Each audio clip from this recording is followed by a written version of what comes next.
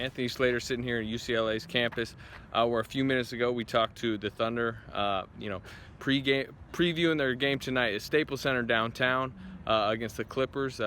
Here's Kevin Durant, talking about the game, and also talking about what will soon be known as Russell Westbrook Court, the UCLA practice facility.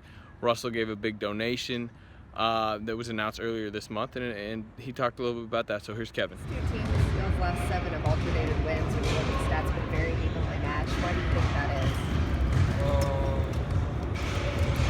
I didn't play 2 of them. But man, both teams play extremely hard, man. It's difficult to guard. We got a lot of pieces over there that can score, and we do too.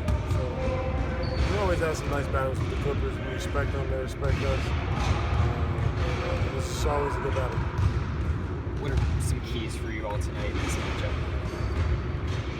Well, JJ Redick is the key for him early on. We try to get him going early. He's just a shooter, so we have to do a good job of being able to catch, making him put the ball in the ground. Chris Paul is a heavy snake.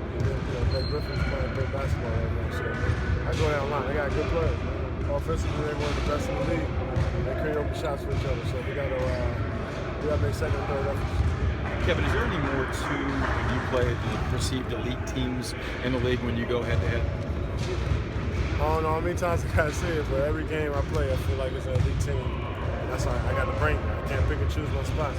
I ain't that good to do that, so I got to bring it every game. And this team happens to be the next team we play, so I got to try to be the best player I can be. Can you tell Russell's impact when you come back here? Obviously he's going to get his name on the court, but like Anthony Moore at Georgia Tech, is it kind of like that with Russell here? No. I don't see no pictures of Westbrook up here. But you can tell he meant so much to his program, and so many players now that they recruit feel like they're trying to model him after Russell, and have that same kind of trajectory. But it's kind of hard to do that. He's a unique talent, somebody that we won't probably ever see in the league again. But you just tell the impact he had here in this community. It means so much. When we go on the road, we see a lot of UCLA fans. They always, supporting Russell and showing him love. So I can't wait till they put his name on the court, man. He deserves it. He's done so much for himself in this league and off the court as well as a philanthropist. And he's just doing so much for his community. So he deserves everything he's doing. You didn't get to play a lot of games with the new additions last year. How new did this group feel when you got together this year? It felt new because we had so much talent. We got so many different players on this team. It's kind of probably the first time we had a group of players that's this good all on one team. So we got to sacrifice it.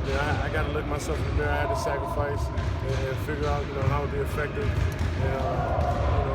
along with the group. So that was a learning curve for me, just trying to sacrifice, take myself out of the equation sometimes, and put my team first and figure out how we gonna get wins, man, and still beat me at the same time. So it's tough to figure it out as the season goes on, but I think I'll get there. Does it feel like Stevens finding himself a little bit more offensively? Seems like he's getting that a lot more, finding areas to score. Yeah, man, when you got guys that can create for you, it makes it easy. He finishes pretty well. So yeah, we got a guy like Russell who's coming on pick and rolls, and they can't help off the shooters. It's on you to finish, and Russell's trying to make his job easy, and he's just getting more comfortable with it. He's talked about finishing too soft in the past. He felt like he hasn't been doing that lately. Can you kind of see him going harder to the rim? Yeah, plenty of times I cursed him out for not dunking on guys. And he's kind of shut me up, these last 3 or 4 games. Shut me up a lot, and he's finishing over top of guys. He's been intimidating down there. It's unique. How does the hack strategy affect you when your team is doing it? You're sending somebody to the line over and over again. Does it affect your rhythm? I don't know what's going through that. Well, actually, we did with Steven. I just got confidence in Steven. He's a good free throw shooter. If you want to get hacked, then work on your free throws. Yeah. What about from the opposite? When, you guys pulled it against the Spurs, I remember, playoff game, where you're hacking, Thiago Splitter. Does that affect you? Yeah, it can affect the rhythm of the game. I'm a rhythm player, man. I like to gain the flow. So when it stops like that, it kind of affects the rhythm. But hey, that's how teams are playing now. Like I said, man, if you don't want to see this hack and shack stuff or hack or whoever, So work on your free throws, man. You got a lot of time.